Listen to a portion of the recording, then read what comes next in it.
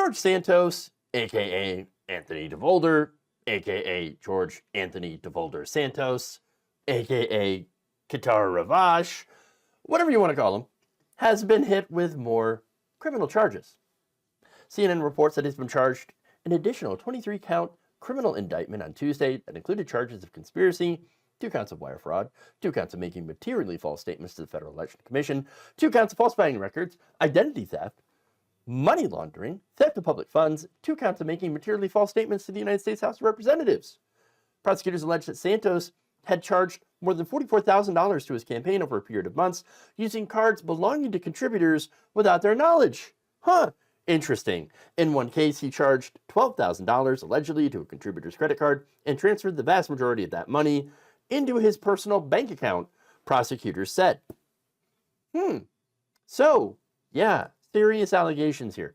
But Santos, DeVolder, Ravache, whatever you want to call him, doesn't seem too concerned about it because when talking with reporters on Wednesday morning, Santos maintained his innocence and said that he would not resign or consider even taking a plea deal. Here's his quote. "Nothing has changed. I think I've made it clear that I will fight this to prove my innocence.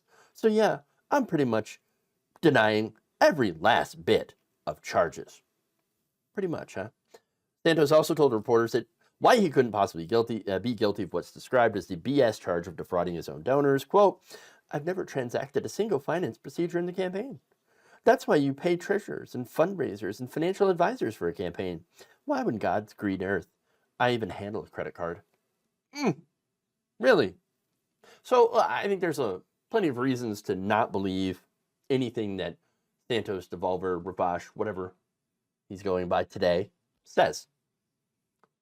A lot of allegations, so many allegations against him for pretty much the same thing, lying and stealing. So one of the allegations against him comes from a woman named Adriana Parisi. She accused Santos of stealing cash and jewelry from her after she and her daughter had moved to the U.S. with him in 2011. She also says that Santos, who is openly gay, married a Brazilian national, a woman, in order to allow her to move to the United States for the price of $20,000. The Washington Post reported that 3 of Santos' former roommates had confirmed that story. He was also allegedly involved in a credit card skimming operation. Why would I ever handle a credit card?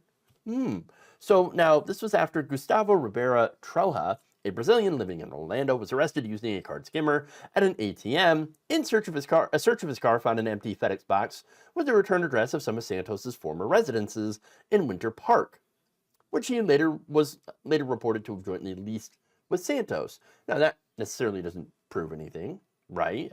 I mean, mysterious box, FedEx box with some return addresses. Well, okay, that doesn't necessarily mean that he was part of the credit card skimming scheme, except for Chalha making a sworn statement to the FBI that he had committed the crime at the urging of Santos, who had, he claimed, taught him everything he knew about skimming credit cards, how to set up the skimmer and the camera necessary to steal the passwords, and how to clone ATM and credit cards.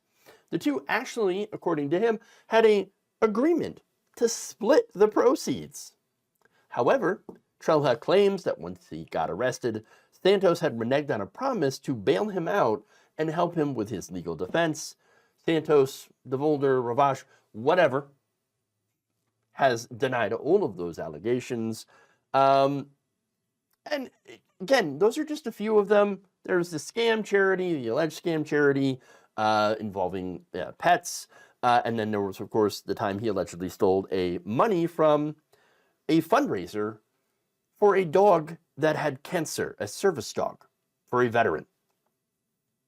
So the reason that I went through not even all of the allegations against him, but there's so many different allegations from so many different people that are not related. Again, there are roommates, there are people that he was with, there were people that he worked with, and all of these people either heard about or fell victim to a scam involving Santos. And so there's something there. There's something to these allegations. I've said before, this guy seems like well, someone who can't help but not tell the truth. A serial liar, if you will. And so it seems like, in my opinion, and of course it has to be proven by the court, prosecutors, court of law, all that, innocent until proven guilty, whatever. But in my opinion, this man is a crook and a scam artist who finally got caught, finally got busted. His hubris and inability to stop lying, I think, is going to be his downfall. And when he does fall, he's going to fall real hard. And not even the Republican Party in the House is going to save him.